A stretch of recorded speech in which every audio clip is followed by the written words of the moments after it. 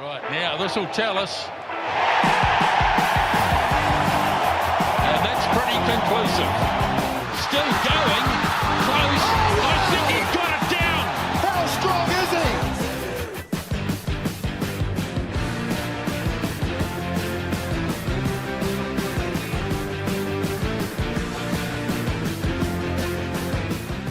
he? Welcome back to the Pick and Go podcast, Bulavanaka. It's great. There he is. And unfortunately, no Piri Wipu today. I don't know where he is. Honestly, I don't. I haven't been able to contact him. He's gone walkabout. So we still have our usual Pick and Go panelists, Ben Searle of Searle Talk Sports, and he's got a new black background, Searle. Yeah, got a flash new studio. I don't know if you can see the goat there, Richie McCaw, but he's always watching over my shoulder. So I'm hoping he's going to lead me to greatness like he did the All Blacks many times. But yeah, got a nice little new setup. The wife's stoked. I'm out of the spare room. So it's a win-win, really. Jeff Wilson, is he on the background there as well? Have you found a place for Goldie? Is he there? No, oh well, of course that's coming, but it's meant to be life size. So I'm going to get him into the studio. Someone's going to come and build like a wax sculpture of him, and then that's going to sit pride in place. So you can light it and it just melts. Is that what you? No. Is that what you're going I'll for? preserve it. I'll preserve it. No, don't you worry. No, not unlike he did in big games for the All Blacks. Hey, what about my studio? Can you see my studio? Oh, yeah. Yes. Where are you, Jeff? Palmerston North. Oh, Yep, basketball nationals. Westlake boys following the two boys playing. I'm here for a week. I've never spent a week other than when I was at the All Blacks at the training facility in Palmerston North. But it's been a great few days, to be fair. I'm right next to the square. I could be anywhere in the world if I looked out my window. And that's all I've seen You're in out my window in the basketball stadium. Perfect. Go the Shout Turbos. That's all. I walk around town just saying, go the Turbos. Clip that up, Yeah. Paulie. They need it. They need this. boy, oh, boy. It looks like another spoon for the Turbos, unless they can do something special.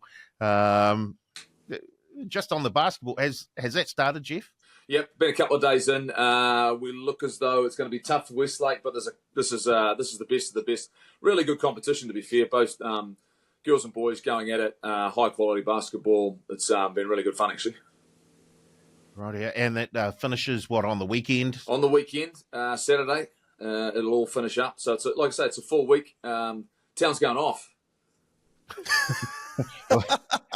I don't know how much it's going on because there's no China in there anymore, so you can't get your sweet and sour on ships at 2:00 in the morning while partaking in the karaoke. So I just don't know how much of a thriving metropolis Palmy is these days with no China in. So we'll find out. You can give us a review next time we talk to you, Jeff.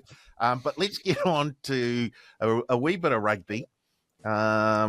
And I guess with the Rugby Championship all over and done for another season,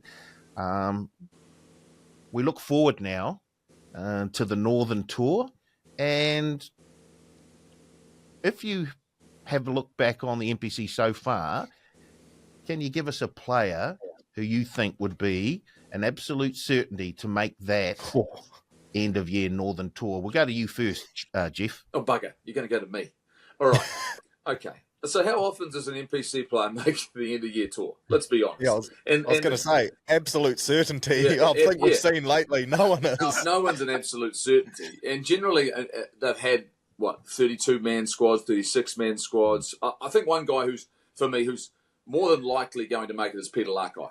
Just on his form in Super Rugby and the fact he's continued on that through for Wellington. You see all the potential there. Squad size is going to be about 36 going to the end of the year tour. Then there's about another 29 for New Zealand A. Who've got a couple of games up there. So, look, pretty much, you've got a good shot of putting on a black jersey at the end of the year for a lot of these guys who have stood out. But for me, it's probably Peter Larkai.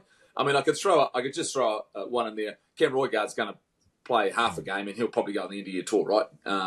If they make the playoffs, Counties are an outside chance to make that. We'll talk about that a bit later, I think. But I think ultimately he's another guy who would have played in the NPC competition and will probably go on the end of year tour.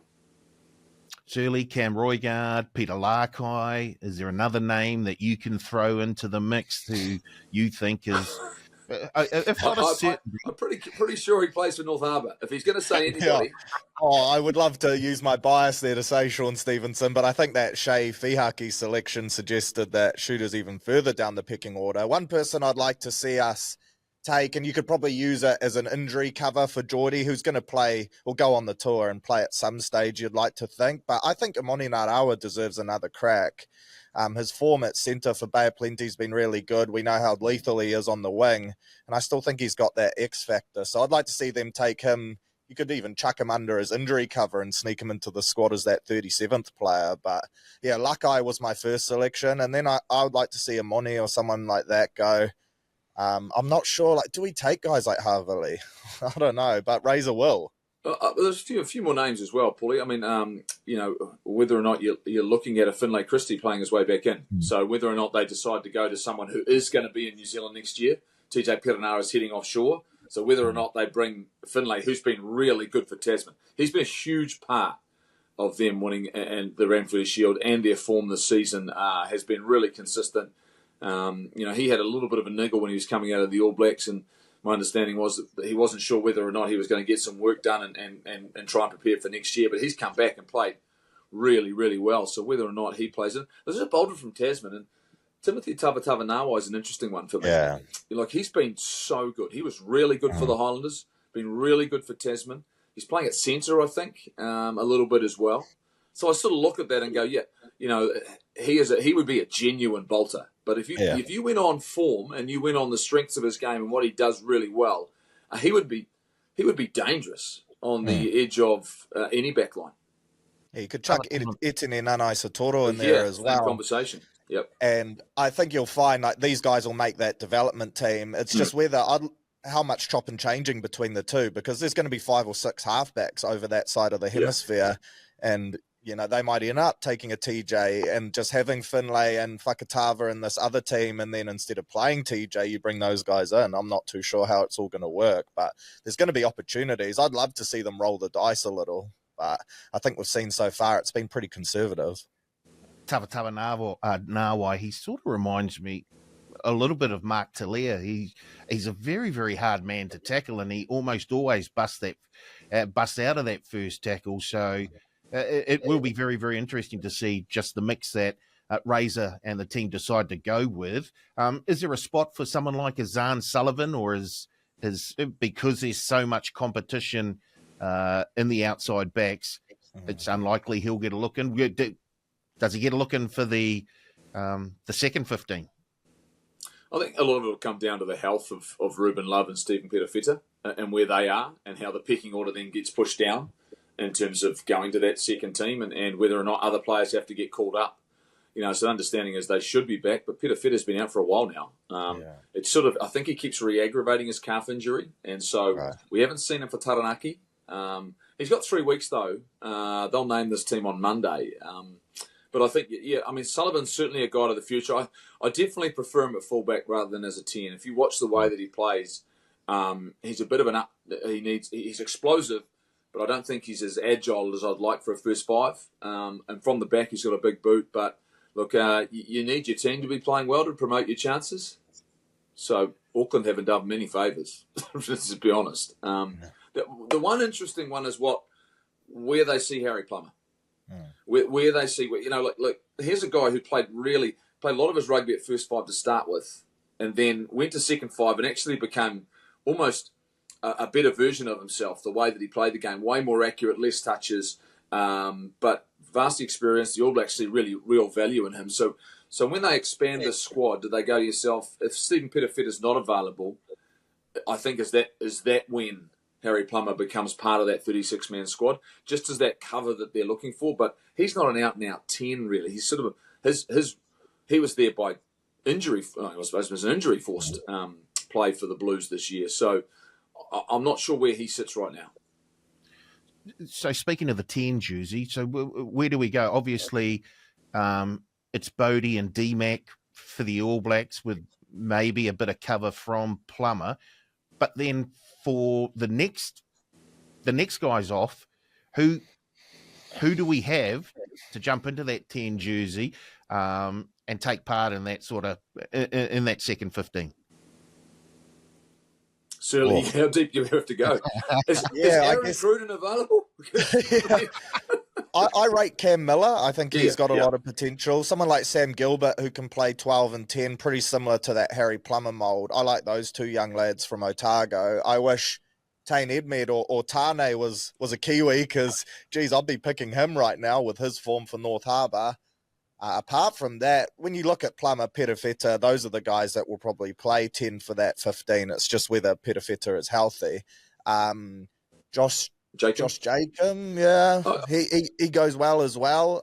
Limited opportunities with the Chiefs, but I thought he played really well when he got his chances in Super Rugby too, so I think he's someone to invest in. That Rico Simpson for Auckland looks to be a talent for the future. Maybe you pick him as a development player as well. And then you got Zahn. But Zahn's biggest Achilles heel has been his injuries. Every time he starts to hit form in either position, he seems to pick up a little niggle. So we do have depth there. It's just not players that jump out at you, really. Jeff, if you have a look at the forwards briefly, is there anyone outside of a Larkai that you can see possibly pushing for an All Black jersey from the NPC season? Well, Isaiah Walker-Leawere is an interesting case, because obviously the All Blacks saw some value, brought him into training. They obviously like his size. I thought he did some really good things during Super Rugby for the Hurricanes. And so it's just a matter of whether or not, they look at Josh Lord and go, Josh Lord needs to play some rugby. I mean, that's the really hard thing about this, and this is, you mentioned it earlier, about the back and forward between the New Zealand A side, which only do have 2 games, remember. And so are you trying to get some guys some game time, or are you trying to get them in your environment and trust your environment's going to be more important than the game time? And it's which you see a true value. And that's why I think this is a really, really hard one, because you're trying to help prepare an All Black team for probably one of the hardest end-of-year tour, given form around the world and around the game, when you've got France, Ireland and England, Japan and Italy at the either end of it. You've got to plan this 5 weeks really, really well. So having this depth of squad to prepare for 2 test matches that bookend a really hard 3 weeks. And so all the focus is clearly going to be on that and helping prepare those guys. And so when it comes to that second 15, like the first 5 spots are a real issue, because you haven't got a lot of experience. If Stephen Petafeta's not fit, and I would hazard a guess that if he was fit, he'd be the guy that would start at 10 for that second 15. They go, you know what, Ruben Love can stay with us. Stephen, you go back and get some rugby. Ruben Love's in the same spot, though. He's played no rugby either. Now, if we're going to roll them out in test matches without playing rugby, that's a risk. So it's the same in the forwards. There's some really talented guys. Xavier Numia's one for me. Had a barnstorming Super Rugby campaign, then picked up an injury. So all of a sudden, he out of sight, out of mind, and he's come back for Wellington, and they've been a little bit up and down. Hasn't sort of set the world on fire, but he was someone when he was playing well at the start of the season. You'd have a good conversation about. Certainly, the other position for me is hooker.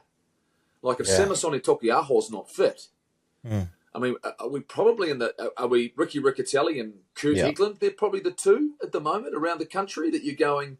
You'd have to have them in the second 15 for the New Zealand. Yeah, what's the update with Taukei'aho? Because I feel like it's gone quiet. I think he might be done. We haven't heard, and because it was an Achilles, and I think he might. We're not going to see him again this season, so he's out.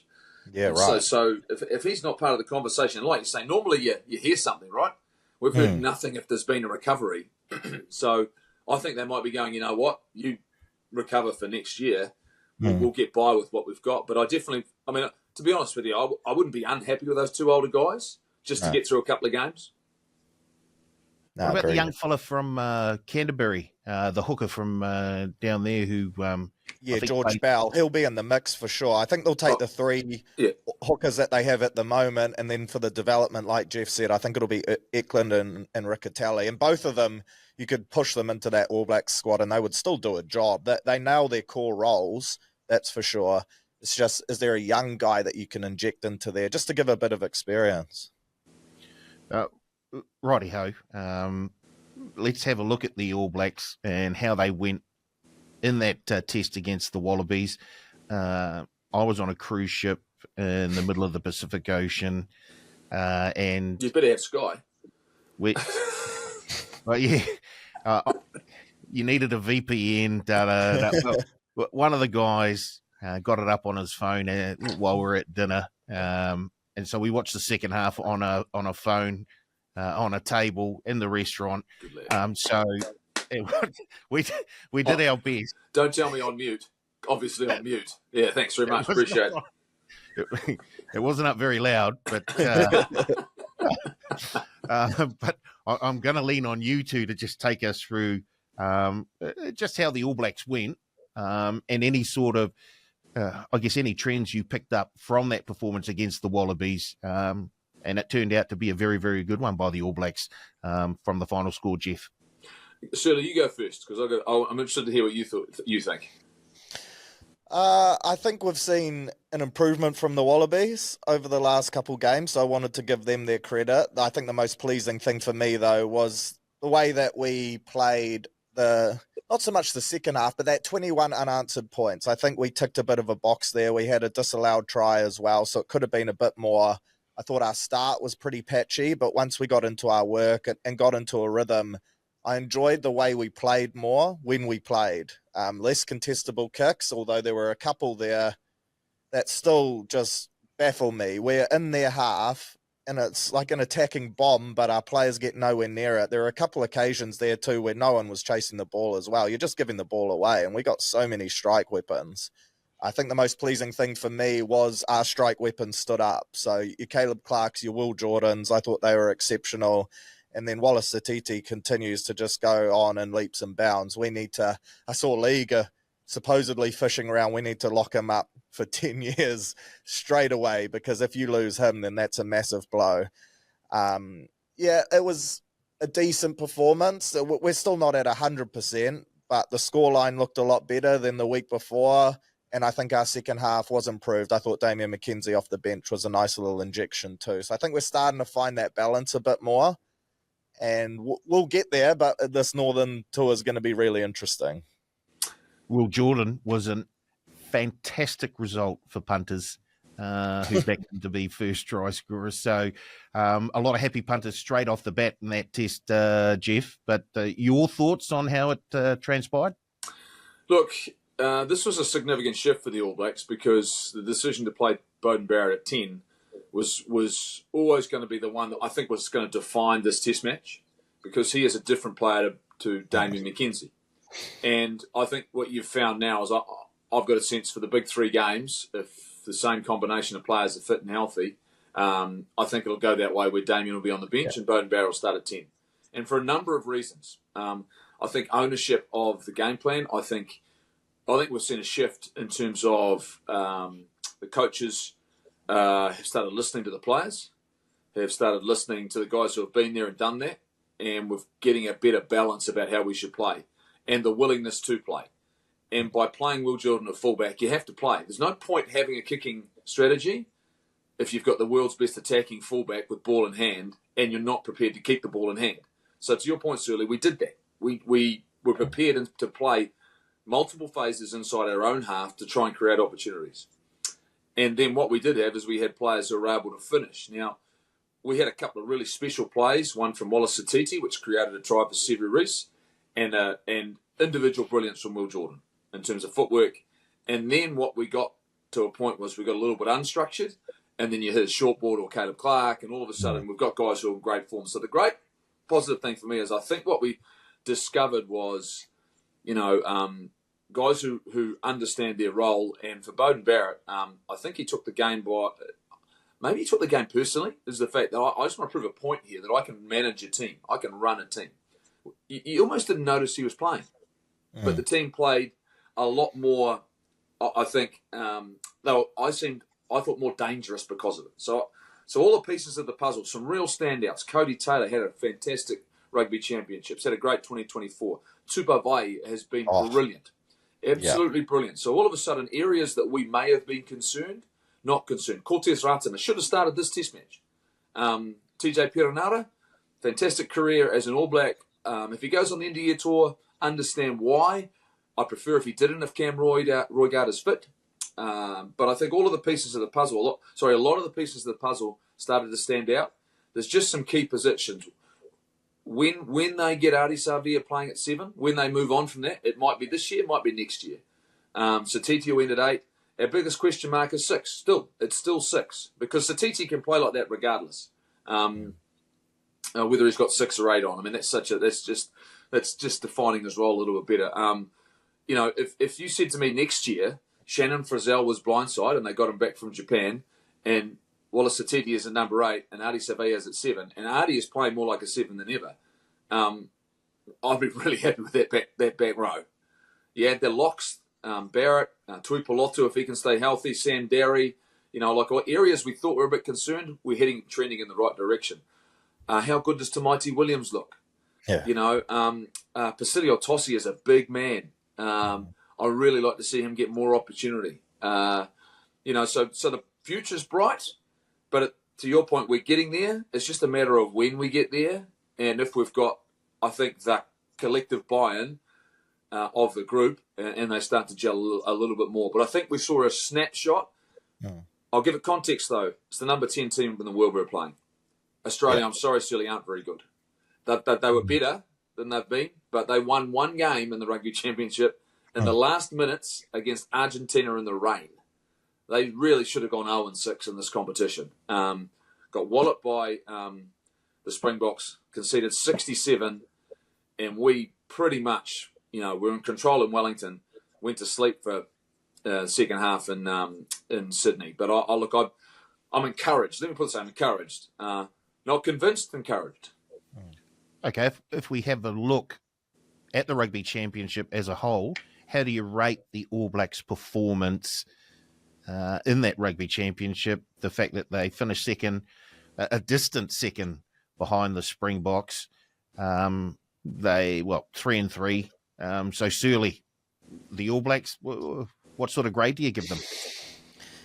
Out of 10, probably a 7. We were in those contests in South Africa, and while it was extremely disappointing that we didn't finish them off, you can make excuses for the team around experience, being in a cauldron overseas against the World Championship team, who's just in a period at the moment where they've got that team that we've had in the past, and they're peaking at the moment. So you can excuse that.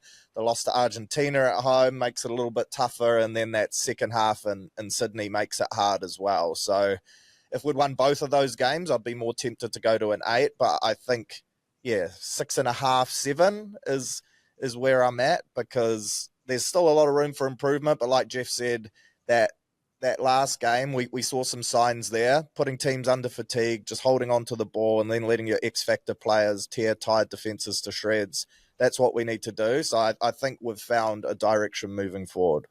Jeff, you thinking along the same lines, around a 6 or a 7 for the All Blacks in terms of their performance? So if I was in the All Blacks, which I've been in the All Blacks, and I got to this point of the season, and I've lost back-to-back games against the Springboks, lost the game against Argentina, really had 2 performances, the second test against Argentina and Fiji, where you've put on a show, unconvincing against England.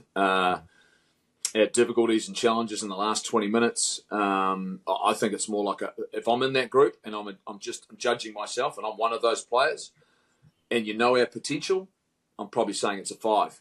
Like it's you're going, what, we should be better than that. The performances and it's when you start looking at why aren't we finishing games well, that's really, really critical and important. That's where you win test matches. That's actually most games that we'll get into now are going to be won in the last 20 minutes. 14 points is not a lot. You can come back from 12, 14 points. Argentina did that against us in Wellington. We had a 10, 12 point lead and we weren't able to hold it. So, I'm being critical from the inside. If I was there going, what does it look like for us? Now, we would probably, if we went 5 from 5 at the end of the year tour, it would still probably be an 8 or 9 out of 10, because we lost to the Springboks twice, the number 1 team in the world, and we lost to Argentina, who are our semi-finalists. Maybe, that's a pretty good season.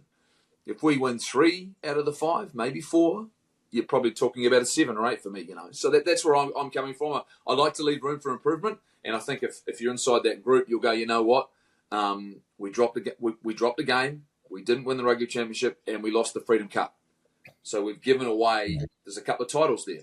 that now we don't own. So I think, to me, it's just average right now by results-wise in the standards of the All Blacks.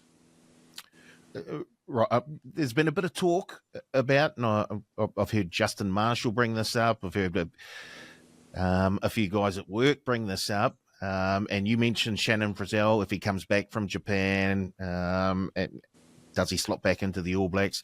But is it time for the stance on overseas players to change?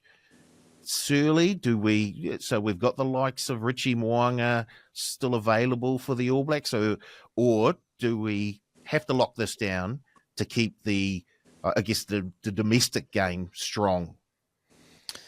In my opinion, if we do it, it has to be similar lines to that Ghetto rule that Australia rolled out, where it's guys that have done their time here, proven themselves, established themselves as All Blacks, and then they're available, because we don't want young talent going overseas, taking big money deals, ripping up over there and still getting picked, because it is a different level in some of those competitions as well. So I'd love to see Mo'unga back. I'd love to see Frizzell back, and I think the impact on this team would be instant. But at the same time, with Leicester Whainganuku, we've seen the black jersey is still a big appeal, and you can offer people money, but come World Cup time, they're all going to want to be back here and playing for the All Blacks. So I think there's a sweet spot there where we can find a middle ground between both. Maybe, I don't know what the number is in terms of tests. I'm sure Jeff has another opinion on that, but I think it would have to be something along those lines. Jeff? A bit of context. Around the world, the game financially is under pressure everywhere. Even the clubs themselves. In France, they've got ownership that continue to fork out money. And Japan's top 6 teams, 7 teams, still prepared to do that. So in terms of the marketplace, I think this is really important, is that, all of a sudden, if you open this floodgates, it's not like the All Blacks couldn't afford to still compete financially with the majority of the players. It's just where the ceiling gets to and how important some guys are. Yeah. And it's not like we're not in a position that we could pay people. We're just not prepared to go there yet. And I think what you will see, and there have been emergency meetings at World Rugby, my understanding is of the top 12 nations in the world, there's only one country that's making money, profitable, and that's Argentina. And that's because they don't have a professional rugby competition.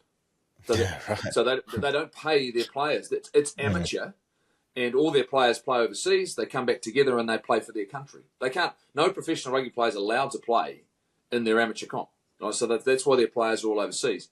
But if you look at them now, are they better because of that? To your point, I'm saying in context of the fact that I'm not sure, that we would see the opening of the floodgates. But by the same token, is it a risk that's worth taking? And I'm not sure it is a risk that's worth taking. The interesting part for me is that I'm not adverse to some players getting selected from overseas, because I'm not sure we won't be able to pay the guys here, but also, how many guys do we actually need to come back? We're only actually talking about a couple of guys that would make it significant for us. Like we don't need 5 or 6 guys. And you're saying, well, once you open it, more will go. Well, I'm not sure and convinced about that. I think people still love playing rugby in New Zealand. I think, again, we can competitively meet the mark in a lot of cases with our All Blacks. We've got a lot of guys who are being paid really, really well. The sabbatical options, I think, getting less and less appealing for Japan. We're hearing that they don't want one and dones because the players aren't committed to their company. They're coming in and cashing in and then leaving. They want guys. That's why the Richie Mo'unga thing, I spoke to Todd Blackadder about this long-winded story here, sorry guys, but Todd Blackadder talked about the fact that Richie Mo'unga was a better player because he wasn't going back to play for the All Blacks. His focus was entirely on his club. He wasn't distracted by what was coming up. He put all his energy into that and led them to a title. And he said that's where Japan are getting to now, is they don't want guys who are thinking about heading away and going back and playing for their country. So all of a sudden, if we opened up that, it would actually become a little bit less appealing for Japan companies because they're going, their eyes are on another prize. It's a bit like when you moved some players around in Super Rugby in New Zealand. They went to other franchises, Nonu, and they didn't play well but still played great for the All Blacks. And you're going, well, it's about where the motivation comes from. And so I think that's a really important part of it as well for me, And so if guys want to be All Blacks, they'll do what it takes to be All Blacks. And I can understand Richie Mo'unga doing that. And, Leicester obviously is going to enjoy a couple of years away. going to come back to New Zealand and try his chances again. And so I'd like to see some flexibility, but I don't think we're at the point where we need a open door policy. I think we can, to your point, we can be selective. You know, like I don't think it's a big deal. Like the great thing is we're giving other players an opportunity now, right, to play, and then in 2 years' time, someone comes back available, and we've got a bigger pool of players. Right, one final thing on the Rugby Championship. Searle, your standout players for the All Blacks during the comp? I think we've kind of mentioned most of them in the forward pack: Cody Taylor, Tupou Vaa'i, and Wallace Satiti. Obviously, Ari Savea, you know what you're getting from him every game, and he's exceptional. But those were the three that really jumped out to me that have been massive throughout this Rugby Championship, especially another jump up in form from Super Rugby for all of them. And then Caleb Clark, Will Jordan, and Cortez Ratam are probably the picks of the backs for me. I think Caleb Clark's body of work this year has been crazy. If you told me in January that he would be our biggest, or one of our biggest strike weapons in our backline week in and week out for both the Blues and for the All Blacks, I'd semi-ridden him off, and I was going with Talia as our strike winger, but now it's Caleb Clark every day of the week. So, yeah, stoked to see him reach that form again. Those were the kind of standouts for me. For you, Goldie? We've mentioned a lot of them. Like I say, I think Tupou Vaa'i has made a massive difference in terms of the work around the park, an area we were concerned about. I think that, once again, that's why I'm saying, that's why I gave us a 5, because if you actually look at the individual pieces of the puzzle, if you go by individual players about how they played, Lomax has been good, Taylor's been good, Vai's been great, Satiti's made an impact, Artie's been, Sam Canes was really good. Like Sam just does. It was pretty. Sam played the way he's always played in the All Black jersey. There are areas in the game that he'll always be general speed. He got called out a couple of times against Australia, but when it comes to the confrontation, whether against the Springboks, England, whoever we come up against, he's a guy that fronts up. And when he got into the Rugby Championship and got his opportunity, he grabbed it and looked really good. So, the pieces. I was really impressed. I thought Anton Leonard-Brown had a really good game at 12. I'll just say this. 13, playing centre is one of the toughest positions in rugby to play. And I don't think Rieko Ioane gets enough credit because it's not easy to play that position. It's probably the hardest. I spoke to Mills Muliaina about this. The hardest decision-making position in the game, because you've got to work on so many things, particularly defensively. You've got to read so many situations in the game connected to players around you, what type of defences you have to use. And he saves us a lot with his speed. He really does. But Will Jordan coming back to form, like he was a slow starter in his couple of tests, but looked really sharp again. Cortez went up to Mighty Williams. Whew. Man, the engine on this kid, wow. Like, any front rower, 35, 36 minutes on the veldt in Johannesburg, and he's still going, and he's covering ground and territory, man, you got to love that. So that's why I'm saying all the pieces of the puzzle, a lot of real upside. It's just now we've just got to get them all together and go to another level. But, I think individually, there's probably been 7 or 8 guys, and a half a dozen of those guys are existing All Blacks who had their best campaign in an All Black jersey. Right, let's move on. We'll go to the NPC now. And it's fascinating. We get to the business end of the season, and there are a number of permutations, things that might... It's conceivable Canterbury and Auckland could miss out on the playoffs. I'd say it's unlikely. Wouldn't that be exciting? Oh, sorry, did I say that out loud? Agreed. It's conceivable, but there is a huge game on as we talk on a Wednesday morning. There's a huge game on tonight, a Ranfurly Shield challenge, Tasman, Auckland. Auckland are 12.5-point underdogs in this match. Look, they haven't set the world on fire, and it's obvious. Obviously, they're the underdogs because they really haven't performed very, very well all season, and they've had a few excuses. They've had injuries and things, and key players out with an injury, or possibly because they're in the All Blacks. But they've got an opportunity here to take the Shield off Tasman. So, I guess, would it be bad if Auckland won the Shield, Jeff? Yep, absolutely. Agreed. It's a no-brainer. Look at the crowds at Auckland. Look at the interest. Look at the form. I think could they do it? It's possible. The form would tell us that they can't. It's just been if you're able to go through, I tell you what, and pick a full round and get every win right, you've had a hell of a. I wouldn't know anyone even on a given weekend that would go 7 for 7 or 8 for 8 during the week. Like, seriously, I mean, it's some of the results. Teams have just what North Harbour did to Canterbury last weekend. I mean, just you wouldn't have seen that coming. Counties have done the same thing a couple of times this year. Like Northland. I mean, the sides have stood up and been, Otago have been unbelievably inconsistent. But in terms of the Ranfurly Shield, it would be the best place for it right now is in Nelson and Marlborough. That's where the best place for it. And I hope that Tasman get through this one, and then they've got a big challenge to finish the season off. Before they go into the playoffs. But I think it would be, because it wouldn't have anywhere near the same meaning if it headed north to the big smoke. Searle, you're up around. I know you're north of the bridge, but in terms of Auckland grabbing the Shield again, do you agree with Jeff? You'd rather see it at one of the, I guess, smaller provinces. Oh, 100%. And if Auckland win it, they'll lose it to Bay of Plenty next weekend anyway, so that's all fine. But I just think the reaction of Tasman and the community when they won it, it's very rare now that you see people taking time off work to get around and celebrate an NPC team for winning. And that's exactly what they did. There was a couple hundred people there, the local mayor. You telling me that Auckland's going to do the same thing? There's no way. So I want Tasman to lock it up for the rest of the summer.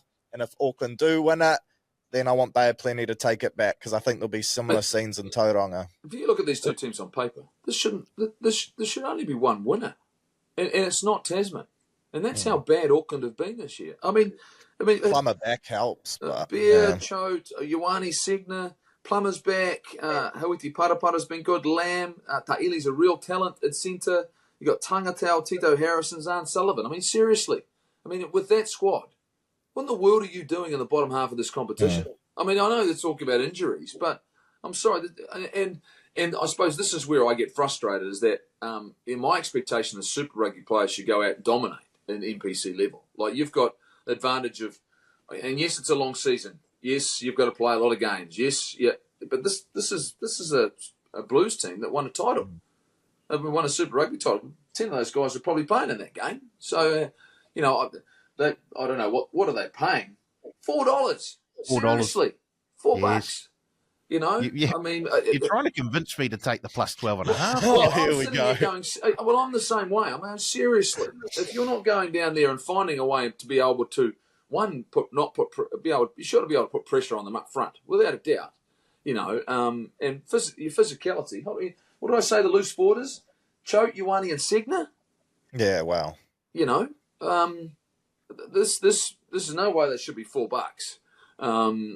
Any way, shape, or form. Sorry, but if they've got one game in them, this should be it. So we'll see whether or not they've. I know as Angus Tatavel, it was about a month ago, was planning this out, and Gus was working the manoeuvring to go. That's the game. Well, let's see what you're made of. If you are who you say you are. This is season on the line for Auckland. If they lose here, then they need to rely on other results for them to sneak in to the playoffs early. So there's a lot riding on this game. Surely if there's a game that they can get up for, this is the one. Yeah, there's been other games like that throughout the year, though, and they haven't really stood up, have they? Like, the thing with Auckland is you watch them 1 week, for 20 minutes they look great. For 40 minutes, they look like they're not the same team that just played the 20 minutes, and then they finish all right again. Like, there's no way they should have lost that game to Hawke's Bay on the weekend. They just completely fell apart in the last 2 or 3 minutes. So they've been so inconsistent. Harry Plummer will bring them some consistency because he's a genuine game driver, and that forward pack does have the ability to dominate and set a platform for him to do his thing, but at the same time, they haven't really been doing it this year. So yeah, I'm sure Auckland will be shocked to be in this position. They were tied favourites to win the comp pre-season with Wellington. I'd love to see them miss out, especially after that sweaty ball gate in the old Battle of the Bridge. I'm still not over it, and I hope they miss. Oh, I didn't want to bring it up, but I have. I dream about it most nights. It does my head in, Paulie. Righty, there are only 4 teams who can hold the Shield at the end of the season. Tasman, who currently have it. Auckland, who play Tasman tonight. Bay of Plenty, who, if Auckland were to take it off Tasman, would then have the last challenge of the season. And if Tasman are successful against Auckland, they have one more challenge against Taranaki. So, Jeff, who holds the Shield at the end of the season? Does Stephen Petafeta come back and play a game for Taranaki? Oh, here we go. Because that makes a massive difference to their side. Yeah. When he plays for them, they're a different team. And he's been short on rugby. I'll tell you what, I'm actually going to pick Taranaki. Oh. I think that Tasman will win tonight, and I think Taranaki are going to come down and steal it. Shirley, where's that log going to be? I'm going to stick with Tasman. I think Ranfurly will come back for that other game on the Sunday. Oh, yeah, that's a good point. And hopefully balance that out. I see Quinton McDonald's back now, so they'll have a line out, which will help them as well. I want Tasman to hold on to it. There's just something about them having the Shield that I'm liking at the moment. And if not, then I want Bay of Plenty to take it, which would mean Auckland to win, which is not going to happen. So, Tasman, lock it in. Righty-ho, sort of along the same lines, there's a wee bit of a traffic jam from around 7th, 8th, 9th, 10th on that NPC table at the moment. So Canterbury are on 25 points at the moment, 7th place. Counties Manukau, 23 points. North Harbour, 23 points. Otago, 21 points. Auckland, 19 points. Who definitely misses out there, Shirley? Well, I've got a hunch, and I'm going to tell you about it now. And that is that Jeff Wilson is not down in Palmerston North at the moment for the basketball. He's been sent down there as a motivator for the Turbo so that they knock off counties. The Harbour Heat go down to the coldest city in the competition, Invercargill, 13 plus them. Harbour go through, counties drop out. Happy days, go the mighty Harbour Heat. So I just think it's way more than a coincidence that Jeff is down there. That's a wish list. That's what that is. That's Well, what do I want to happen? What do I want to happen? Okay, if I manufactured this and I manufactured that, and all of a sudden my team's in the playoffs. It's just way too big of a coincidence that you happen to be in the same city where the other game, the other result that we need to go our way is taking place on Saturday, and you're talking up how beautiful Palmy is, that you could be anywhere in the world right now. You're a man motivator. It's Wednesday. Mate, that's a long time. You're the Gus Gould of the Turbos, mate. Hey, They've got you in there to get people up. There's a reason there's a massive wind farm on the hills over there. There's hundreds of them I can see in the distance going, what am I doing here? This is ridiculous. Where's the wind? What's happening? Look, how do I see it playing out? I tell you what, I've got a sense that I think Canterbury are going to miss out. I think Waikato are going to knock them over. And then both counties and North Harbour are both going to win. And by my maths, that means Canterbury will miss out. Yep. And so, that would be a bit of a surprise, but they just haven't looked themselves this year. But like Auckland, Canterbury, they, as much as they've won 5 games, I think Waikato, I think, even though they've only won 5 games as well, I just looked at this matchup, depending on who plays it, but I think the two sides, that's my upset is that I think North Harbour will get the job done as much as I want Southland to win. But in saying that, I think counties will get the job done as well. Otago are going to try and sneak in, but they're not going to be able to make it. Look, both Canterbury and Auckland are are not going to make the playoffs. That's the way I sort of see, you know. And I haven't been right at all this year because this has been a tough competition to pick, you know. And I would say this, I think this will be a great playoffs. You would not want Counties Manukau or North Harbour if you're one of the top couple of sides. You won't want them. I don't care. Like they've got the two most, you know, and I'm not sure where Atene is at the moment. I've seen missed the odd game or two, but when he plays, they're a different side. And just like what Sean Stevenson's done for North Harbour, he's the most. I've said this. He's the most skillful player in NPC rugby, and he creates more than any other player out there. And if they get a good day, whoever they're playing, you wouldn't want to play them. So, and that's to the test. I mean, they must have a heap of bonus points, right? They're plus 50 on the.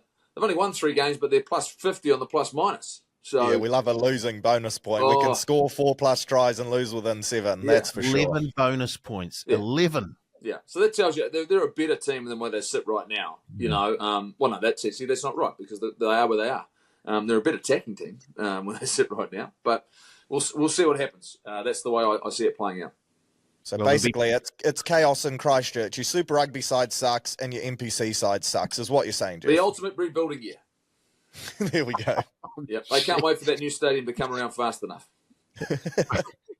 Well, if Counties and North Harbour can do the business on Saturday afternoon, there'll be a lot of their fans cheering for Waikato on Saturday night to help them out and knock over Canterbury. But yeah. Question, because Jeff might know. Apparently, if it's a draw, it's not points for and against, it's who won that game during the year. Is that correct? Oh, my God. Mate, you would, like, these rules fascinate me. What is it? What have we got here? Tiebreakers is head-to-head if it's tied up. Okay. Yeah. Then points differential, tries scored, points scored, and then it's coin toss. That would be so the head-to-head has to be a draw for points differential to come into it? Yes. So why do we bother with points differential? Don't know. Really gotcha. Good point. Beautiful. Crocky, we're running out of time again. I know that Jeff's Random. He's on a strict time thing. Yeah. What do we got next? Quick, what do we got? He's got to get to Turbo's training. No, I don't. I've got to go and watch my son play. Both sons playing basketball. So I can't wait to see the whole back line just chip and chase, ball sitting up on a dime. This is going to be great. Outside of the Ranfurly Shield Challenge tonight, is there any game that you want to touch on this weekend? I guess the biggest one is that Canterbury Waikato game. As long as North Harbour can tip over Southland and the counties can tip over Manawatu, a lot will be riding on that game. So having a look at it, Waikato should be just a wee bit too good for Canterbury after the season they've had, Searle. Yeah, beware of a Canterbury side that'll be stinging, obviously, but you'd like to think Waikato will go down there and get the job done. Not an easy place to go and get the win, so Canterbury will be looking for redemption, that's for sure. But yeah, I'll be praying for Waikato, and I'll also be praying Harbour get the job done because I've seen us lose games like this consistently where we're meant to go down and win comfortably and we get tripped up. So I think there was another. I mean, it's really important for Wellington to get a win as well over Hawke's Bay, just to control their own destiny in terms of top of the table, having home field advantage through the playoffs. You know, it's I think pretty critical, as it is for Taranaki, right? You know, and so all of a sudden, if theirs is a Shield challenge, then how does that fit? You know, in terms of finishing on top, and they're both on 35 points right now. So, you know, that's really, really important. You know, it could come down to a bonus point. Who gets top spot heading into the playoffs? So those games are absolutely critical. But the big one is Waikato Canterbury for me. You know, if you go on form, but this is the great thing about a final weekend, right? Every result will generally have a ramification. You start looking at the table after every game. On Sky, I guarantee you, we're going to love a live points table during the game. Oh, yes. It'll be all. In fact, we should just leave it up. I mean, just leave it up. The live ladder. Yes. We love a live ladder, and we should love a live ladder because the Sky Sports Select live ladder. That channel was just a live moving ladder the whole time. The whole time, because that's what you do on the weekend. You just watch it. What does this mean? You know, I want to know. It's great. Yeah, well, I know a lot of Sky execs listen to the Pick and Go. Oh, So do they? Oh, sure- oh no. Oh, dear. Oh, shit. You didn't tell me that. You take it all back? No. righty ho. You've already given us your hunch, Searle. Jeff, you got a hunch for the punters this weekend? I haven't got a hunch. Well, there's my hunch. My hunch is that Canterbury, I've just got a feeling that they're going to miss out. I think it's all going to play out. I won't say the stars will align because I don't want that. I don't want that in regards to, but that's the way I see the form book playing out. Can I give him a punt then before I go?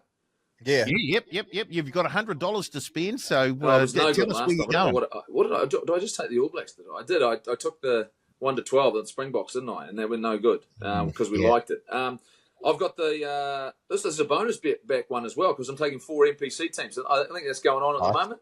Yeah, so it's a bonus back. So I'm just going to go Waikato, Wellington, Otago, and Counties Manukau, all multied up at $5.43. It comes out to $5, $5.43 for 100. I just sort of I look at those and go, there's 3 favourites, and I think Otago, as up and down as they've been, I think they'll finish on a high, but not be enough to make the playoffs. Not quite That's enough. a good bet. That's a good bet. Love it. Okay, Jeff, if you need to go, I don't want you to miss out on the basketball. Turbo's training, catch up again, I'm sure, in the not too distant future. So thanks once again, Jeff, for being part of the Pick and Go. And all the best with the basketball. Cheers, mate. Appreciate it. All righty. I'm out. See you. Legend. Very good. Searle, your money. Geez, I'm tempted to take Jeff's bet there because I reckon that was a winner. But I'm going to chuck $50 on Wellington, Harbour, Tasman, and Northland, all to get the dubs as well as a multi. So that's a 4-legger. So get the bonus back, and that's paying $3.30. And then I want to chuck the other 50 on both of the starting Harbour wingers to score. So we'll have to wait for the team list to come out. But that back 3, I've dubbed them the Bermuda Triangle because they are deadly. And they've just been scoring tries for fun. So I'm chucking that on both Harbour wingers to cross anytime as a little multi. And chuck Harbour in there as well to make it a 3-legger. Why not? Beautiful. I'm going to go the whole hundy on a nice little multi. Auckland plus 12.5 against Tasman. Yeah, he got ya. I'm going to take Wellington to beat Hawke's Bay at $1.35. I'll also take Waikato at $1.55 to beat Canterbury. And the last one, I'll take North Harbour $1.20 to beat Southland way down south there. So that's the little 4-leg multi with the whole hundy on. Promotions this week. I'm just having a little bo peep as we speak to get the latest ones. Of course, we've got the Oval Ball Mega Multi cashback, bonus cashback, 4 legs, 4 or more legs, 6 or more legs, 8 or more legs. Once again, head to the promotions page on the TAB app or website to check out all of the promotions that we've got, because I know that the team will be updating that as we speak. Searle, what are you up to this weekend? This weekend, I'm just watching footy, to be fair. Between the NRL and the NPC, there's so much on, so I can't wait to sink my teeth into that. And, Sunday, UFC as well, so it's just sport. Fantastic. I hope everyone out there gets to check out a wee bit of sport this weekend. Plenty of NPC and Ranfurly Shield action. As Searle mentioned, there's a grand final going on across the ditch on Sunday. Wee bit late for most Kiwis, but it'll be a huge matchup. And, of course, we've got the Northern Tour to look forward to in the coming weeks with the All Blacks, hopefully finishing the season off on a high. Once again, thanks for listening to the Pick and Go, and we'll be back again next week with another edition of the Pick and Go podcast.